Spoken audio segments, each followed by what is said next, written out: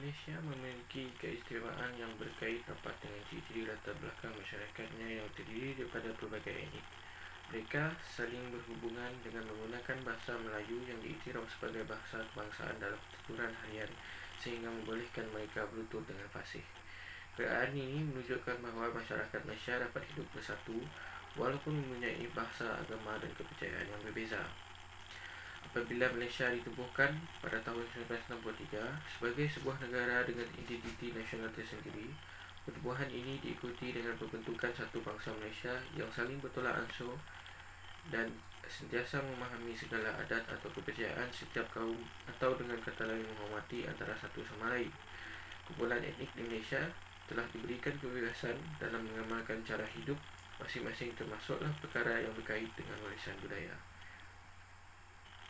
Antara aspek yang menyumbang pada keunikan masyarakat Malaysia ialah kepelbagaian makanan yang dijadikan sebagai salah satu warisan etniknya.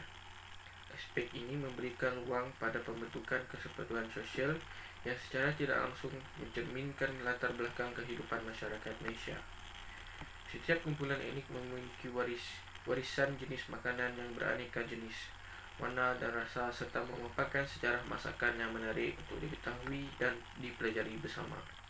Sebagai contoh, nasi dagang yang begitu terkenal di negeri Kelantan dan Terengganu merupakan salah satu makanan utama yang tersenarai sebagai makanan warisan kebangsaan.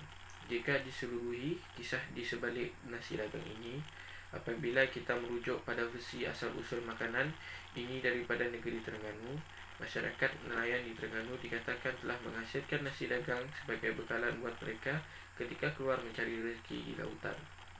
Nasi yang dihasilkan dengan santan dan mempunyai lauk ikan yang berkuah bertujuan untuk memberikan tenaga yang mencukupi untuk bertahan semasa mereka sedang bekerja di lautan. Malah, pada suatu ketika dahulu, golongan nelayan yang tinggal berhampiran dengan istana di Terengganu juga telah mempersembahkan hidangan ini kepada pihak istana setiap kali menjelangnya Hari Raya Aidilfitri.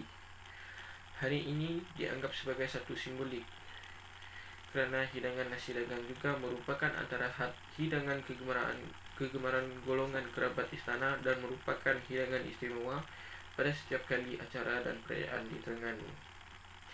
Dalam kalangan etnik Cina, kuih bulan antara makanan yang terkenal. Kuih bulan ialah sejenis kuih yang manis dan mengandungi pelbagai inti seperti kacang merah ataupun telur asin.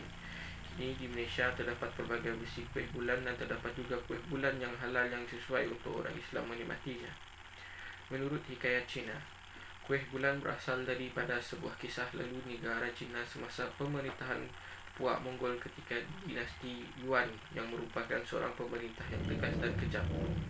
Pada suatu malam ketika bulan mengambang, mereka membuat kuih bulan beramai-ramai dan di pertengahan kuih tersebut diletakkan pesanan yang menerangkan cara untuk memberontak.